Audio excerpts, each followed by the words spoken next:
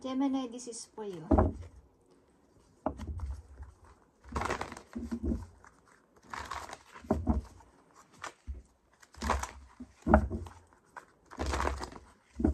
Message sa mga Gemini. Okay, Gemini, this is for you. Sa mga Gemini na dalaw dito sa channel is, ito ang inyong message. Uncovering treasure. Beneath the surface lies great bounty. Okay? Ito ay pag-iimpok ng palihim.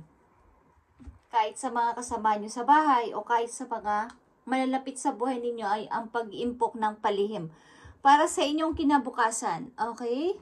Gemini, at maaaring merong involved na tao sa inyong pinanganak ng Year of the Dragon.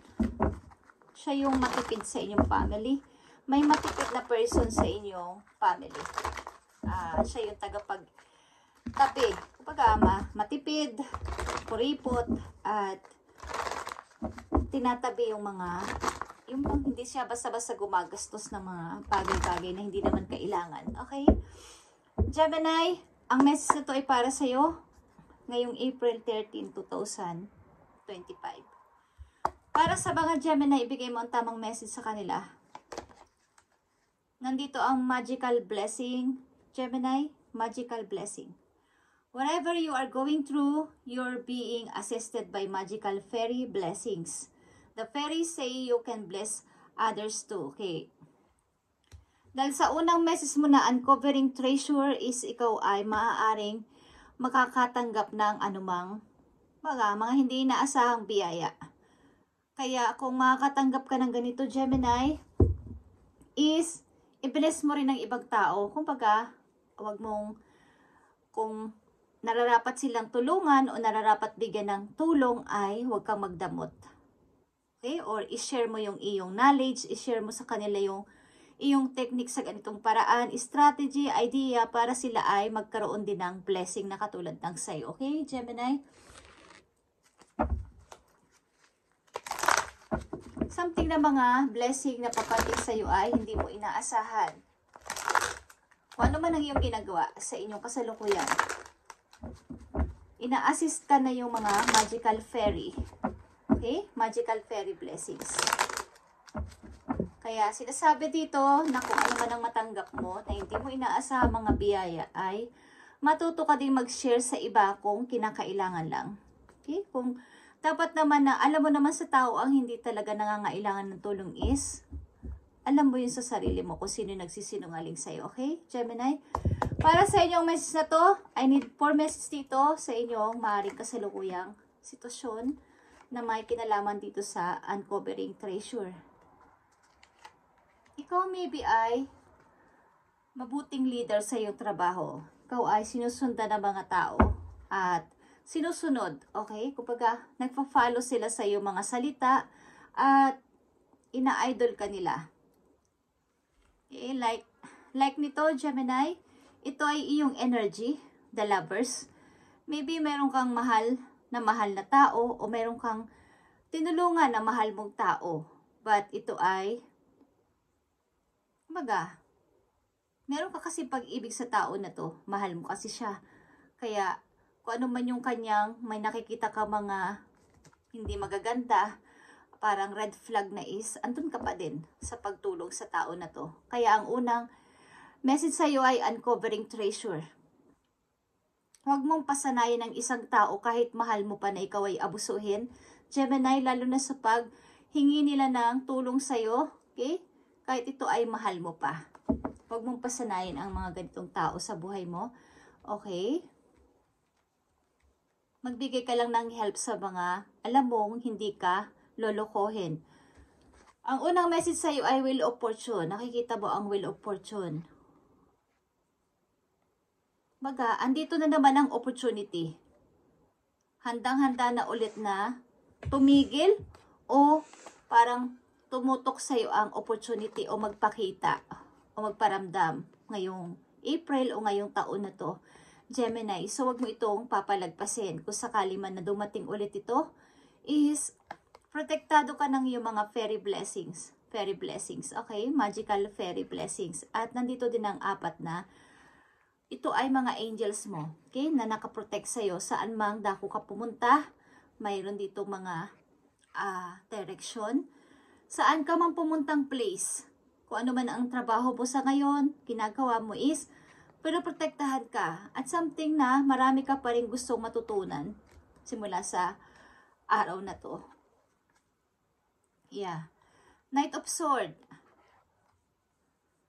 Kumbaga, plano mong gumawa na ng desisyon, now na, o sa bang susunod na araw o buwan. At suportado ka ng yung mga naniniwala sa yung tao. Sige, ipagpatuloy mo yan, Gemini, yung plano mo na yan. Yan, desisyon mo na yan, ipagpatuloy mo. Huwag kang matakot, nandito lang kami sa likod mo at lagi nakaalalay sa'yo, lagi nakasupport sa'yo. Ano man ang desisyon mo, is nakasuporta kami sa'yo. Yeah. Nagpapakita dito ang isang taong mahalaga sa buhay ninyo na matagal nyo nang hindi pinakausap o wala kayong connection na. Kumbaga wala nang usap, wala nang tawag. Isang taong mahalaga sa buhay ninyo na maaaring kaibigan nito. Both of you is babae or both of you is lalaki. Or ito ay isang taong may malaking parte sa buhay ninyo, maaaring ama o ina ng inyong mga anak na matagal nang walang connection o usap-usap. Maaring isa sa mga araw na to o ngayong taon na to is, ang taon na to ay gustong makipag-usap sa'yo.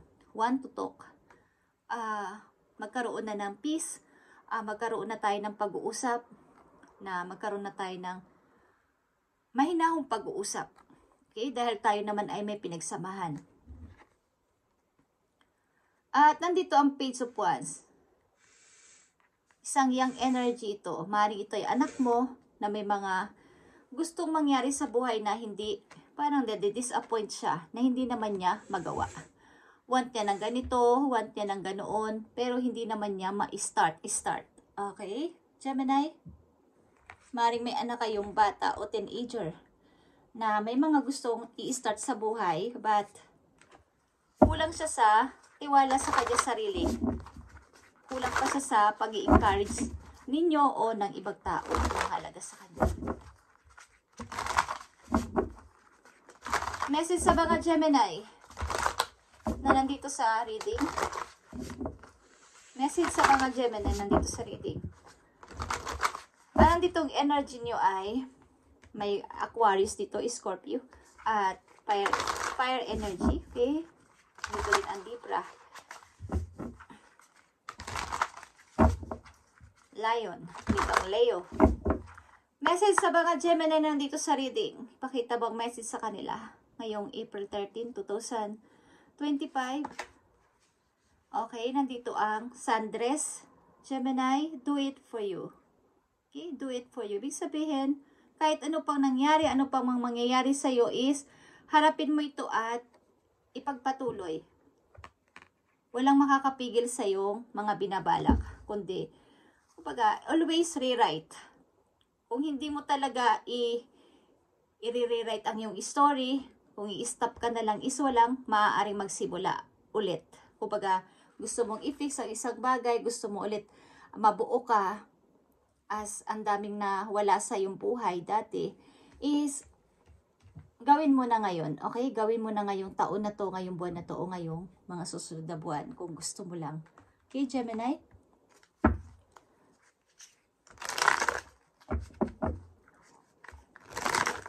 Message sa mga Gemini nandito sa reading. Pakita mo ang message sa kanila para magkaroon sila ng guide. Ikaw din ay may kakayanang magpagaling sa mga taong iyong namimit sa labas o sa iyong pamilya. Sa paghipo mo ng iyong mga kamay sa kanila. Nakakapag-bless ka ng tao sa pakipag-usap mo sa kanila. Okay, sa mga Gemini. Message dito sa mga Gemini, pakita mo ang message dito. I need 3 message dito. Yeah. Matuto kang maghigpit sa pera, katulad na sinabi ko. Matuto mong itago ang iyong mga naiipon o maiipon pala simula sa araw na to, at sapagkat ikaw ay nag-i-start na mag-ipon ng money. At huwag mong basta-basta ipagkatiwala ang mga plano mo sa ibang tao. Kung ikaw ay may mga idea, bago mga idea, kahit sa mga friends mo na malalapit sa iyo, ay huwag mo munang ipagsasabi ito. Itago mo munang yung mga plano at idea. Okay, Gemini, wag basta-basta magtitiwala. Lalo na pag may usapan na sa pera. Matuto ka magtabi at hindi masama magsinungaling. White lies. Kung ito naman ay ikakaayos ang buhay mo, is kung sila naman ay aabusuhin ka o inaabuso ka na sa pagtulong mo, ay hindi masamang sabihin na wala mo na akong maiibigay. Wala akong maiibigay sapagkat ako'y nag-iipon din. Okay? Hindi masama magsabi ng no kapag no. Huwag kayong mahihiya dun. Kung ikakalubog naman ninyo, okay? Gemini, message pa sa'yo, okay? Kailangan mong linisin ang sarili mo. Ibig ko sabihin, mag-cleansing ka. Tanggalin mo mga bad energy na naa-adapt mo sa labas sa mga tao sapot sa buhay mo na maraming nagagalit sa'yo or what is. Kailangan mong linisin ang sarili mo. Mag-cleansing ka. Okay?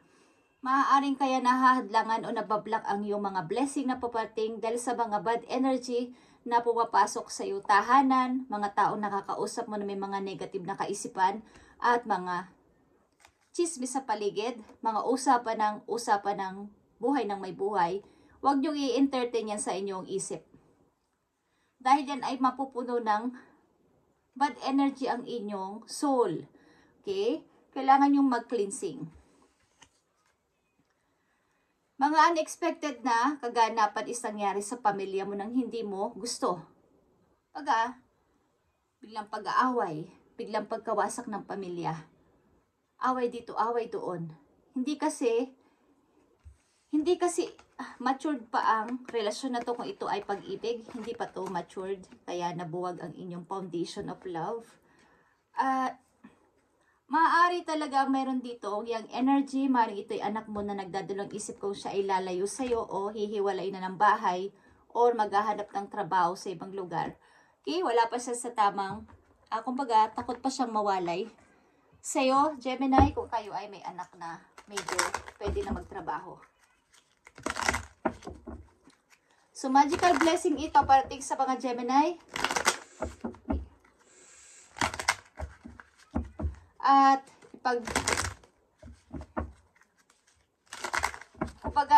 ingatan ninyo ang inyong money, ingatan ninyo ang inyong ipon. Halos wala pa naman kayo masyadong ipon. Is lalo yung ingatan. Kahit nasabihin niya na kayo ay magiging masama sa paningin nila. Bakit ba? Ay kapag naman kayo ang nawalan, sino naman ang tutulong sa inyo, di ba? Di naman sila mahahagilap kung sakasakali. Gemini, message pa para sa'yo. Nandito ang peacock. Okay? Peacock is here. Self-love. Okay? Katulad ng mga unang message dito, pagpuna sa sarili din. You will find great power in focusing on the positive aspect of yourself. Positive aspect lang. That which makes you infinitely unique and beautiful. There is a deep wells of untapped inner power and letting go of negative self-talk. Okay. Yung mga kaisipan na magpapahirap sa'yo, yung mga negative na papasok sa sarili mo, kailangan mo tong para bang palabasin. Okay? Mag-cleansing ka. Sapagkat nabablock ang mga blessing na dapat ay paparating na sa'yo. Dito, nakikita mo yan. May big target ka dito at gusto matupad pa na pangarap, but nabablock dahil sa mga negative thinking, sa mga negatibong sasabihin mo, baka hindi maging okay, baka hindi mag-improve, baka hindi mag-grow. Ang ilan sa inyo nandito ay sira na ang pamilya, baga tapos na, nawasak na ito, at napakahirap ng buuin. Pero ang maganda dito, may mga tao sa inyong community na sa iyo nakapabor or favor sila sa iyong mga pangarap, desisyon sa buhay at gustong gawin is lagi silang nakasuporta. Mag-iito man ay sa inyong trabaho, may mga naniniwala sa inyo doon. Tingnan natin ang inyong pang message. Isang message dito, Gemini. April 13, 2025. Sa mga Gemini, nandito ang gossip. Nakikita nyo ang gossip is chismis. Okay? Katulad ng sinasabi ko kanina. Mga chismis sa paligid. Maaaring may nagchichismis sa inyo, guys. Minimize drama and take personal responsibility to act with integrity. Huwag kayong makihalo o makisabay sa kanila kung sila may mga pinagchichismisan o pinagchichismisan nila kayo ay okay lang. Kung hindi naman kayo, huwag kayong magpa-apekto, Gemini, kung kayo ay inaapi ng ibang tao o sino man itong mga to nagchichismis sa inyo. Pabayaan nyo sila. Your personal challenges might be distracted you from your work. Okay. Maring ito ay sa trabaho o sa inyong community, may mga galit sa inyong tao, ba't pabayaan nyo sila, Gemini? Okay? Nakakaabala ito sa inyong pagdating ng, kapag mag-cleansing kayo. Yan ang gusto ko sabihin. May kapag hinahadlangan ng mga chismis na to, na mga binabablak ang inyong, nagkakaroon kasi kayo ng pag-iisip-isip. Kasi bakit nila ako ginaganito, okay? Nadadaw ng emotion nyo. So, do it for you. Gemini, huwag kayong mahiya na itaas nyo ang inyong sarili sa kanila. Na kayo ay maganda, kayo ay pogi, kayo ay maayos, kayo ay may integrity, may dignidad. Okay? Huwag kayong mahiya. Kaya sa una pa lang sinasabi ko sa inyo, kung kayo may pangarap, may plano is, huwag nyong ipagsasabi ito. Maraming may gusto sa inyong manira. Gemini, may nagagalit sa inyo o may nagchichismis sa inyo. At lalo na sa mga work, sa inyong work, sa inyong trabaho, workplace, ay nahahadlangan ng inyong pagdating ng blessing. Kaya nakikita na inyong fairy o yung nakakita mga guides ninyo sa heaven na kayo ay ginaganito ng mga tao, kaya bibigyan kayo ng magical blessing. So, pag natanggap niyo ito at nakakaranas kayo ng ganitong pag-angat sa buhay, paglago sa sarili ay, i-bless nyo ang ibang taong karapat-dapat lang at deserve na ma-bless din na katulad ninyo. Okay, Gemini, thank you and God bless sa inyo lahat, guys. At pakaramdaman ninyo ang inyong, kung kayo may teenager na anak at gusto ng mga ibang lugar, gusto ng humiwalay sa inyo is, bigyan nyo na suporta sapagkat siya ay nalulungkot. Hindi siya makapag-decide. Gustuhin nyo man niyang umalis sapagkat siguro nasanay na siyang kasama nyo palagi. But namimili siya. Sa kanya, may mga gusto rin kasi siyang patunayan sa sarili niya na makatungtong na sa sarili niyang paa, maging independent ba. So, intindihin niyo ang ganito nyong sitwasyon sa inyong anak. Okay? Huwag niyong pigilan kung gusto niya. Gemini, thank you and God bless sa inyo.